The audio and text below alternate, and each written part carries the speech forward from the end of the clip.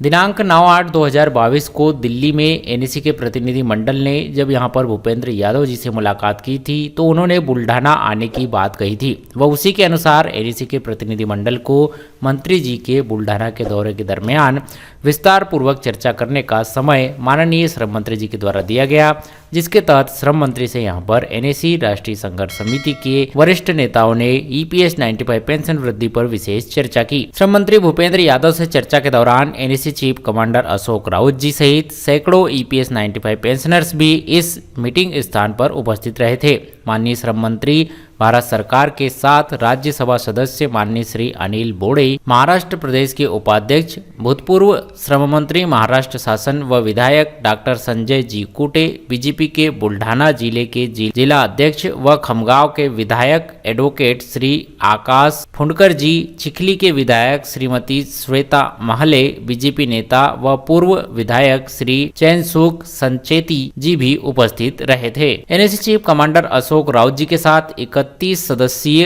NAC team प्रतिनिधि मंडल ने चर्चा की अनुमति मिली थी, लेकिन एनएसी चीफ के आग्रह पर पेंशनर्स की उपस्थिति व विषय की गंभीरता को समझते हुए इस मीटिंग को एक हॉल में किया गया था और वहां पर जितने लोगों की बैठने की व्यवस्था थी उन्हीं लोगों के सामने खुले तौर पर यह चर्चा की गई। चर्चा सत्र के दौरान कमांडर अशोक राउत जी ने अपने अभिभाषण में ईपीएस 95 पेंशनर्स को अत्यंत कम पेंशन राशि मिलने व मेडिकल सुविधा के अभाव में पेंशनर्स की बढ़ती मृत्यु दर, वर्तमान में पेंशनर्स की दयनीय व मरणासन्न अवस्था, अन्य पेंशन योजनाओं की तुलना में ईपीएस 95 पेंशन की तुलना, एनएसी संगठन द्वारा किए गए अब तक के आंदोलन, श्रम मंत्री, वित्त मंत्री व माननीय प्रधानमंत्री जी द्वारा दिए गए आश्वासन, वित्त सचिव जी के द्वारा त्रिपक्षीय चर्चा आदि का उल्लेख करते हुए संगठन की 4 सूत्रीय मांगों को अविलंब मंजूर कर पेंशनर्स को उनके हक प्रदान कर उन्हें आर्थिक दृष्टि से सक्षम बनाने व पेंशनर्स का पक्ष प्रभावी ढंग से माननीय श्रम मंत्री जी के सामने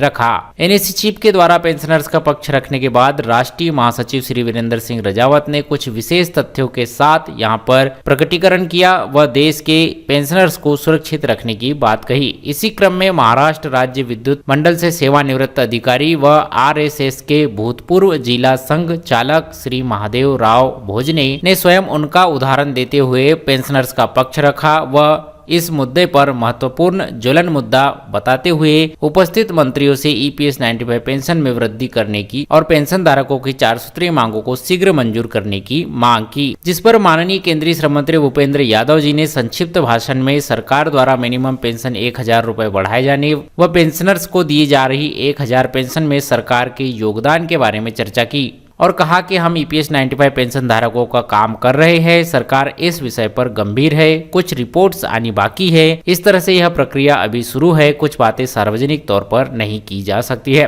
श्रम मंत्री के उपरोक्त वक्तव्य के बाद NAC chief commander Ashok Rawat व राष्ट्रीय महासचिव ने माननीय मंत्री जी के फिर से अपनी बात रखने की अनुमति मांगी व अनुमति मिलने पर ईपीएस 95 पेंशनर्स का एक और पक्ष रखते हुए कहा कि 1000 रुपए मिनिमम पेंशन तक यहाँ पर जो है सत्य है। ईपीएफओ द्वारा पेंशन वृद्धि की आनाकानी, सीबीटी सदस्यों की भूमिका, एनएसी द्वारा सादर किए गए डॉक्यूमेंट के अनुसार मिनिमम पेंशन 7500 प्लस डीए सरकार के द्वारा इसी बजट में यहां पर की जा सकती है आदि मुद्दों पर सत्य व तथ्य सामने रखते हुए NAC chief commander Ashok Rawat व राष्ट्रीय महासचिव वीरेंद्र सिंह रजावत ने श्रम मंत्री जी के सामने अपना पक्ष रखा, जिस पर माननीय केंद्रीय श्रम मंत्री महोदय ने हल्की सी मुस्कान के साथ अपनी सहमति दर्शाई। श्रम मंत्री जी के साथ ईपीएस 95 पेंशन वृद्धि पर यह मीटिंग 45 मिनट तक चली। एनएसी के राष्ट्रीय मुख्य सलाहकार पीएन पाटिल, बुल्ढाना मुख्यालय के मुख्य समन्वयक श्री विलास राव पाटिल, मुख्यालय के कोषाध्यक्ष बीएस नारखेड़े, राष्ट्रीय न्यायिक सलाहकार एडवोकेट श्री गणेश एकड़े आदि कई ईपीएस 95 पेंशन धारक यहाँ पर इस सभा में उपस्थित रहे थे। तो इस प्रकार से श्रम मंत्री जी के साथ